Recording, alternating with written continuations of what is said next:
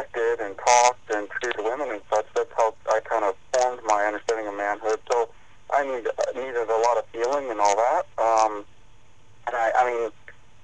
And I would say that when I had my conversion, it was coming to understand God as Father, and Father of mercies, and that He's so kind and full of compassion and love, that He knows everything about me. He knows all my filthy things that I've done in the past, and yet He loves me. And,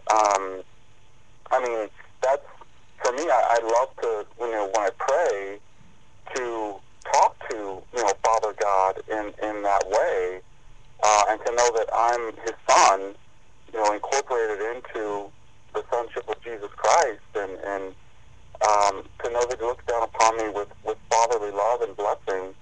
I love that. I love that kind of prayer. I think that it's so great that you're able to go there. I was struck, though, when I was listening to your Lighthouse Catholic Media CD, how it really seemed, you hear in the Bible how it talks about how certain gifts and charisms are just gifts, like faith is a gift from God. It really seemed like there was an outpouring of the gift of faith to you that day that you read that book, and then you went to talk to this priest that your mom told you to go talk to, and then the way you walked into that chapel that was on the military base, and the woman said, you want to pray the next decade, and handed you a rosary, and then you were just in love. It sounded like you just watched the priest up there in his vestments, and as I heard you tell the story, I just kept saying, that was a gift. That was a gift. Do you feel like that was just a gift from God? Oh yeah, it totally was. Because I didn't know anything about Catholicism, and I was very, very ignorant of pretty much anything dealing with the church. And when all that was happening, it was like God was just kind of injecting me with Catholicism 101. And I didn't, obviously at that time, know the terminology and the theology behind all the stuff that was happening to me, and I was observing that. But without a doubt, God was giving me the gift of, at that time, the gift of knowledge, the gift of faith and understanding, and He was just really flooding my soul with insights that were coming to me at such rapid speed that I was kind of freaked out at first, because I know nobody had schooled me in this or taught me in this. I hadn't read any books about it. I wasn't educated in any of this stuff, and all of a sudden it just made perfect sense to me. So again, I talked about how I feel like this is like a gift of faith, but I'm also wondering for you, how has it been after? First of all, how did you know you wanted to be a priest? How do you go from living a life of sex, drugs, and alcohol and not caring about anybody or anything to just picking up a book? I realize it was faith, but was it just that, like you had mentioned before, like that deep desire to be in union with something greater than yourself? Is that what was it that said, you know what? Okay, I'm done with that, and this time it's different. Yeah, well, I think I just felt so madly in love with God that it was like romance. That sounds weird, but it was. I felt like I went on a honeymoon with God, and it was just so phenomenal an experience that, coming out of that, I was just like, Lord, what do you want me to do with the rest of my life? Do you want me to get married and get married to a wonderful Catholic girl and raise a family? If that's what you want, I'll do that. Or do you want something else? And it didn't really dawn upon me that priesthood was an option for me because of my past. I thought, that's kind of out of the question. They'll never let me near a seminary. And as I prayed about it, I just felt that marriage wasn't what God wanted for me. And sure enough, these Filipino women started coming up to me, and they started saying, you should become a priest. And I'm like, what are you talking about? I'm like, you don't know my past. You don't, the stuff I've done. And as I just continued to pray about it, in my heart, I did. I started to really sense that Jesus was inviting me to be a priest, and I just couldn't believe it. And I asked Our Lady, and in my heart just kind of heard that confirmation, and that's when I started checking into religious communities, talking to vocation directors, and then it was just like Lord, if this is what you want, I'll do it totally, but you got to give me a lot of grace. And he did. He totally did. Wow, are you mean you're telling me that somebody that lived a life of tumultuous as your own could be called to the priesthood?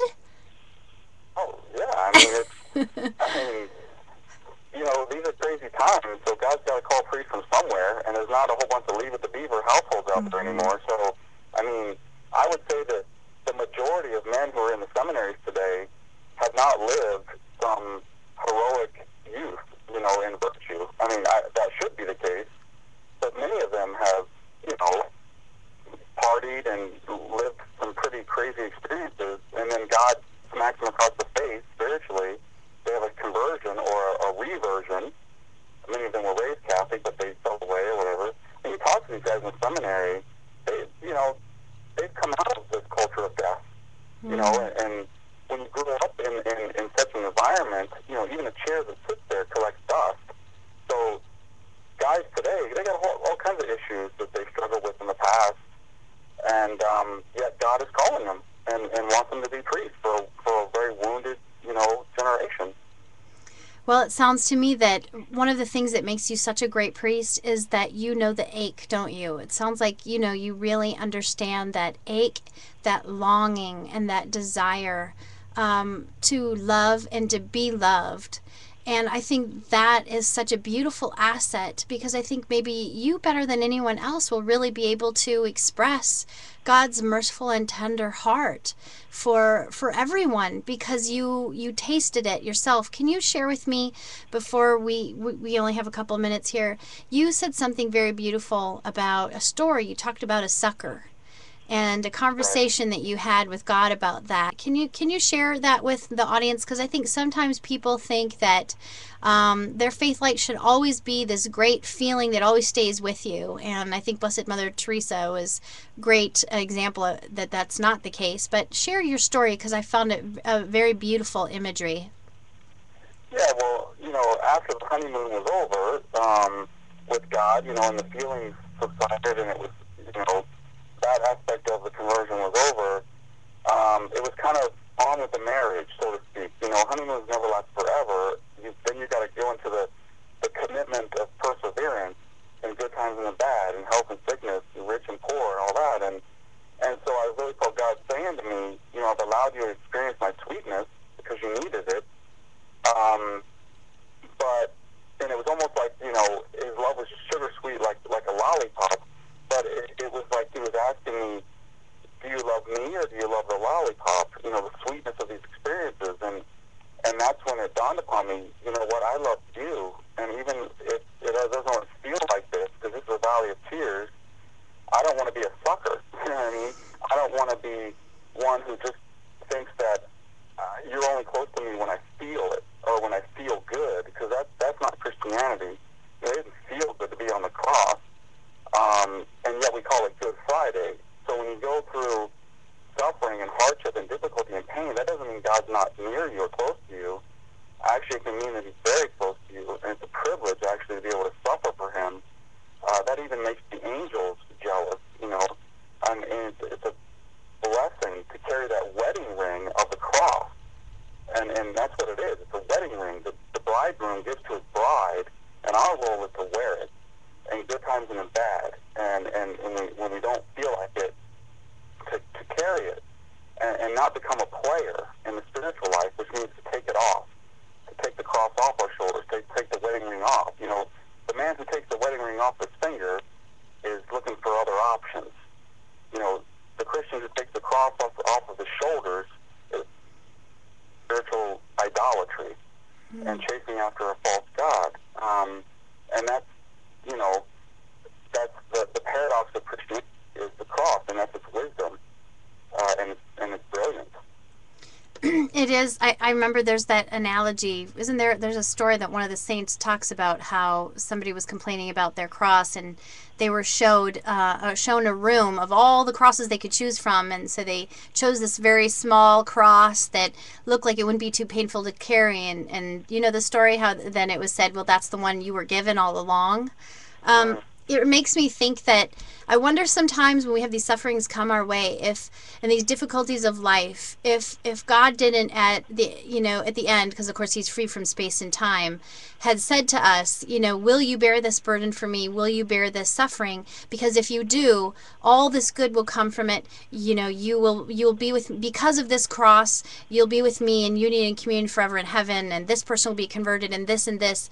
And I wonder if we're not somehow have given our yes preemptively. You know what I'm saying? Like, yes, Lord, whatever it takes, just get me to you. Whatever sufferings need be, just bring me you in the end. If that hasn't somehow fashioned the very crosses, that maybe that's some part of predestination, is this whole thought that in our heart of hearts, we've already consigned ourselves to a suffering that's coming our way, because there's that mustard seed of a yes, where we've already said, I want you.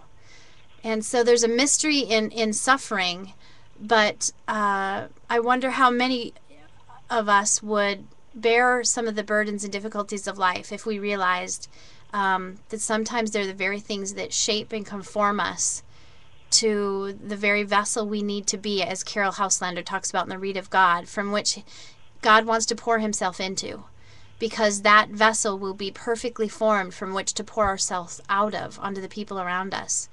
And I think it's in giving ourselves away as a gift to others that we truly, truly realize what love is. And I'm so grateful. I'm so very grateful for your yes. We're going to have one more break, and we come back. We're going to finish up by talking about your latest book you're working on, because I think it kind of epitomizes what your focus is right now, which sounds like it's on Saint Faustina and the divine mercy, and bringing the loving mercy of God to everyone. So we're going to go to break. Please join me after the break, where we'll be talking with Father Donald Calloway. You can check out his website. Father, what is your website? It's fathercallaway.com, and you have to spell out father, so fathercallaway.com. Okay, so join us here after the break, where we'll be talking with Father Donald Calloway about his latest endeavors, including his new book that is just coming out. Join us after the break here on Embracing Your Greatness.